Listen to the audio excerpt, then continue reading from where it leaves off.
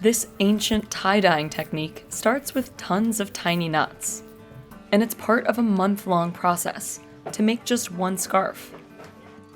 Indigenous Mayan weavers have been using these techniques for over 2,000 years, and in Guatemala, groups of women have banded together to preserve this part of their heritage after a decades-long civil war threatened their culture. We visited San Juan La Laguna to see how these groups are still standing. Normally, these weavers work in their own homes, but they came together to show us each step of their process. Dominga Isabel Coche Ujpan has been doing this since she was a little girl. Difícil para mí ya no es. Sí, solo que se tarda en hacer. It all starts with the raw cotton that grows right here in San Juan. Dominga picks out the seeds one by one. Then she flattens the cotton. Tengo que golpearlo por 5 minutos para que así el hilo sale muy, pero muy fino. Dominga uses a stick called the malacate to pull the cotton into a thread. It takes 4 days of spinning to make half a pound.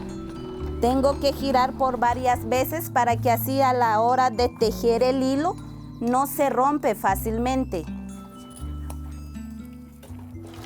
Natural dyeing is another ancient technique they practice here. Dominga is straining boiled banana plant stalks to give the threads a lilac color. She dips them into the purple dye,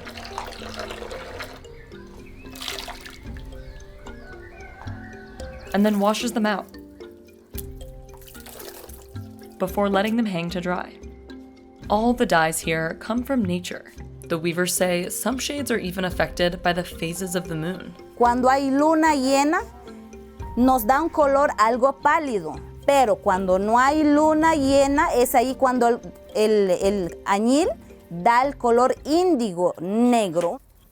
Next, Dominga measures and counts the threads in a process called warping. It takes hours to layer all the strings onto the warp board. Dominga has to know exactly what she wants the final piece to look like, so she can sort the strings accordingly. This process is typically a woman's job.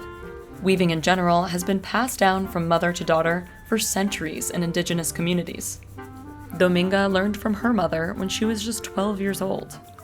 Mayan legend has it that women in ancient times learned to weave from the goddess Icho, who was often depicted with a backstrap loom.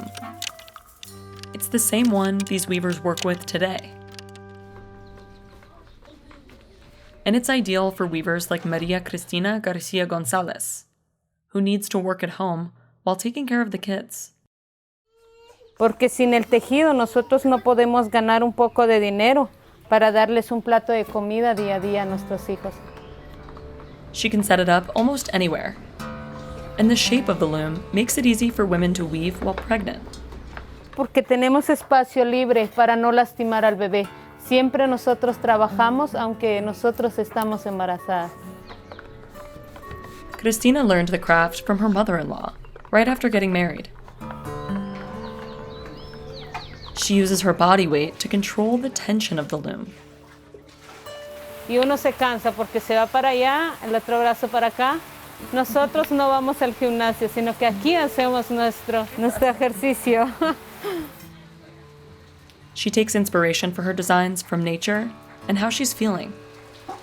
En tiempos ahora que está lloviendo, sacamos otros colores diferentes. Cuando uno está feliz, saca los colores muy brillantes. Y cuando uno está triste, sacan los colores oscuros. Woven textiles carry a deep symbolism for Mayan people throughout Guatemala.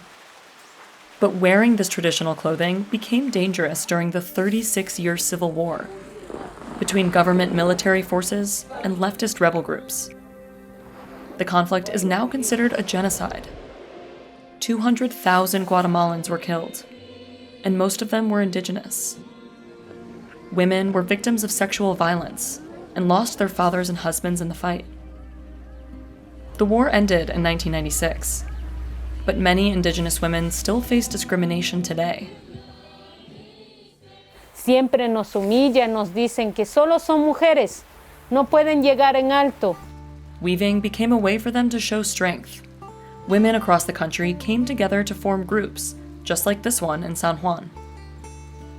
Porque hay muchas mujeres juaneras que pueden hacer el trabajo, y trabajo maravilloso que hasta otras no pueden hacer. Today, it's rare to see younger men in traditional dress, but women here wear it as a symbol of pride and to honor their ancestors. Ellos lucharon para que nuestro origen no se muriera, para que nuestro origen no se terminara. Es por eso que nosotras, como mujeres juaneras, andamos luchando diariamente a sacar esos principios y no dejar a los abuelos olvidados. It's not just women in the fight. Jonathan Abinoel Pérez Mendoza works with the Weavers Group too. Normalmente aquí los hombres casi no hacen esto. Normalmente se dice que solo es para mujeres, pero yo me encargo más de hacer esto y me gusta porque es más creatividad en todo lo que hacemos. Jonathan's specialty is jaspe, an ancient technique only a handful of weavers in this group know how to do. He starts by separating white threads into groups. Aquí es la separación.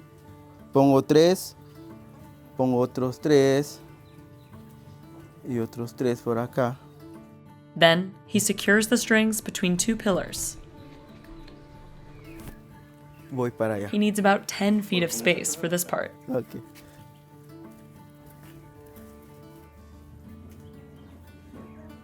Little by little, he begins tying knots to form a design. It's a lot like tie-dyeing.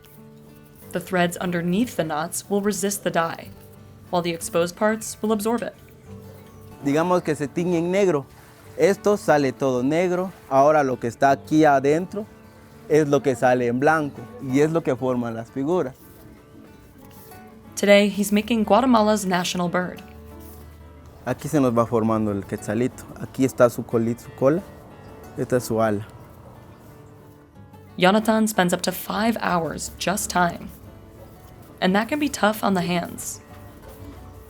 Normalmente cuando uno es principiante, esto le sacan pollas acá. Y a mí no siento porque ya tengo la mano muy dura. When the threads are dyed, the tied parts stay completely white. Then, other women in the group weave Jonathan's dyed jaspe threads into shawls like this one, which sell for 500 quetzales or $65 each. Hay unas personas que dicen, o los turistas que dicen, muy caro, dice. No saben ellos lo difícil que es hacer uno de estos. Tourists are their main customers, but many are looking for a bargain, so it's hard for weavers to get a fair price for their work. And sometimes they have to sell it for cheap to locals who resell it. Estamos buscando cómo vender nuestro producto. Si nosotros tejemos y no hay nadie quien nos compra, el producto se queda ahí y poco a poco se va disminuyendo nuestro producto, ya no podemos venderla. That's why they partnered with Drama Textiles in 2016.